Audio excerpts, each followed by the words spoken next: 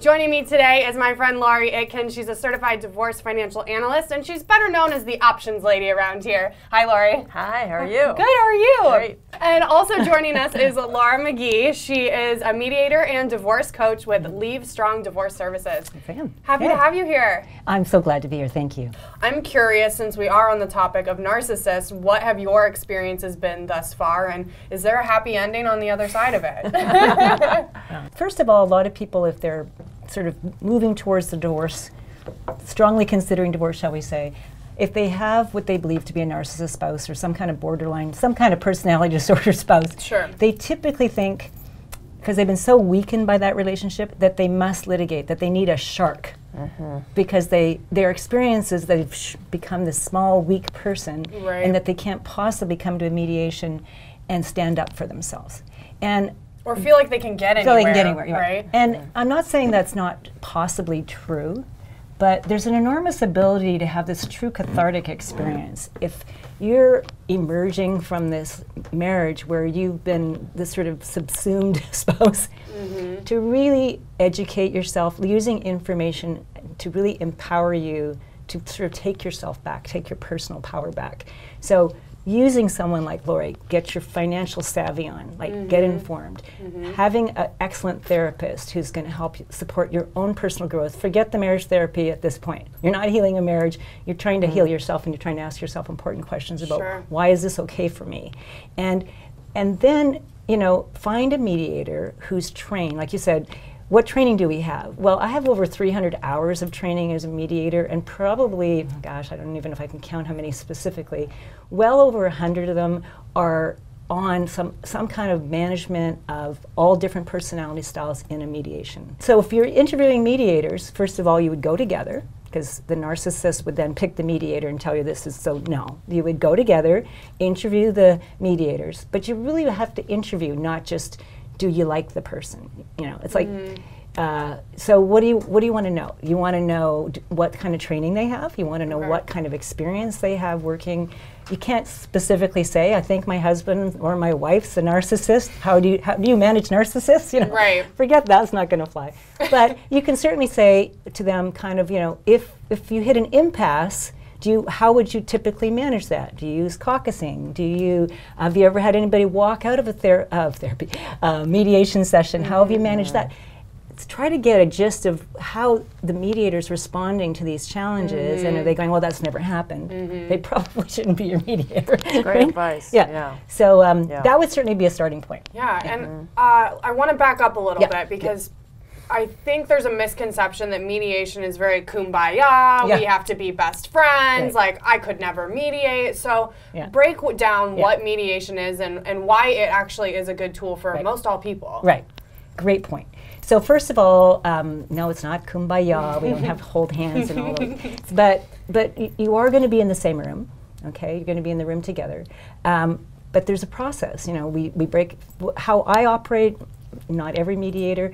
I meet with the couple together, an initial consultation. It's really them interviewing me. Am I going to be a good pick for them? And me getting a sense of, you know, what kind of mediation services they're going to need. If they have children, I usually break it into 5 sessions. So we'll start in an introductory way, going through a topics list, deciding what they are going to need to negotiate. Okay, and I remind them they're negotiating. I'm facilitating their negotiation. Okay, I'm not the judge.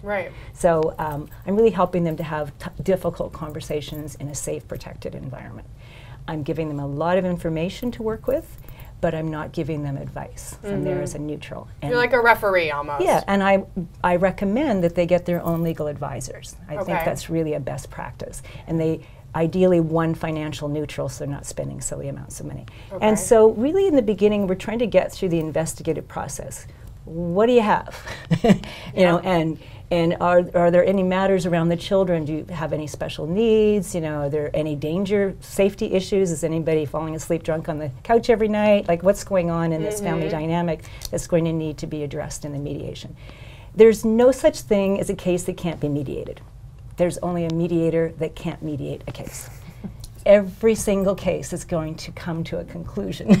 Right, which means that every single marriage or divorce in this case is eligible for mediation. Every single one. It's a question of, do you have the right mediator? because eventually either a judge is going to decide it for you, you've lost all control, or you're going to decide it for the two of you, where you get to maintain control, manage your costs, do it in a completely confidential environment. Mediation has that, that get smart, dome of silence. The evidence code says that if it happens in mediation, unlike Vegas, it actually stays in mediation. And you can, as she said, you can use outside attorneys. I mean, narcissists are notorious for dragging out the process, right? They don't like how the mediation's going. All of a sudden, the mediator somehow that they thought was fair is all of a sudden not fair, right? Or they're arguing about financial data, or I don't have to pay you spousal support, or whatever it may be, or I'm the victim when really the other person's the victim. So I think it really takes a strong mediator, experienced mediator, to keep everything on track. But I think divorcing a narcissist is very, very difficult. It is, because they may fire the mediator, they may fire 3 attorneys. And I feel bad for the person who's married to the narcissist, because narcissist divorces can be very expensive, unfortunately. Especially if they end up in litigation. Yeah, absolutely. Oh, because then they'll be going, it's just the discovery and everything, it gets so expensive. Yes, very expensive. Again, mediation can even come up with what's known as a parallel parenting plan, where you minimize the contact between, maybe the drop-off is at daycare, and the dog goes to the doggy care. Starbucks, exactly. with my husband and his daughter. To avoid intersections of the parents, that all conversations are kept on Our Family Wizard is a great tool, for example, where it documents everything and would be available to a court if it ever fell into litigation. So the mediator, if they see that this is a high conflict couple, can already give them strategies to keep parenting. Because unlike every other deal, when you break up a business partnership, they don't keep exchanging kids every day. Right? That's it. When you break up a marriage with children of any age, and we only maybe exchange them till they graduate high school, but we're always going to be parents ideally, right? It's going to be a wedding, a funeral, a graduation, an 80th birthday party. Right. So what you want the process to accomplish is how to give them this vehicle to keep working together, even in their own parallel universe if need be. So the children are not destroyed in the process, because there's nothing more tragic. So how do you deal if you have a narcissist in the marriage, male or female? What are some examples of how, as a mediator, you may help get over some of those obstacles? And what kind of obstacles do they present in session? Well, they're going to first of all, a lot of narcissists, they're charming, very charismatic. They want to be liked. They have a huge need to be liked, right? So of course they're going to bring the charm on with me, man or woman. They're going to paint themselves as the cooperative, wonderful person. They're going to be the victim in this story. Of course. And I really start very early on saying that we're going to go focus on the planning stages. That I'm not here to judge anybody. I'm not here to decide who I like or who is a better person. I don't ask for the backstory. If somebody had an affair, there's no reason for me to know. Somebody might feel a need to tell me, but there's no particular reason. So what I'm really trying to do is to create this really safe environment where both people feel that they can have this conversation back and forth. And I have this tool that was kind of magical. It's very interesting. I have a whiteboard that's 2 pane glass windows that I happen to put a privacy screen on, and they became my whiteboard. It's amazing how energy moves. When they're eyeball to eyeball, you're in fight, right? When you're side by side, and I move all the energy up to the whiteboard, and I start mapping everybody's ideas, and then we can just erase the ones we don't like. This whole energy moves. Wow. This whole energy moves in the room to now, as a team, we're working on a plan. We're problem solving. We are problem solving, exactly. We're not arguing anymore. And so I warn them. Don't warn them. I let them know early on that my responsibility to them is I'm not going to be a referee. I'm not going to have a whistle, because it's not going to be an argument. It's going to be a negotiation, and here's what a negotiation looks like. So I actually educate them in that first session, and then I keep affirming it. Like, wow, that was a proposal. Did you hear that proposal? Let me help let's break it down. Let's get some more details. I'll put them up on the board. So you're supporting both of them, and they both feel heard. Yeah. Critical. and really teasing details out, because the weaker person might be like, well, I guess so. Like, okay, if we have to do that. So I'm like, okay, it sounds like you'd maybe be helpful for you to have more details. Let's get the details of the proposal on the board. So I hear all the time, for example, I want 50% custody. Well, my response to that is your children aren't property. We're going to divide up the property 50-50, but we're not going to cut the children into 50% segments. Right. So let's talk about a detailed parenting plan and then evaluate whether that's a 40-60 or a 50-50, because we do have to plug that into the calculator. But let's not start off with a claim, I want 50-50.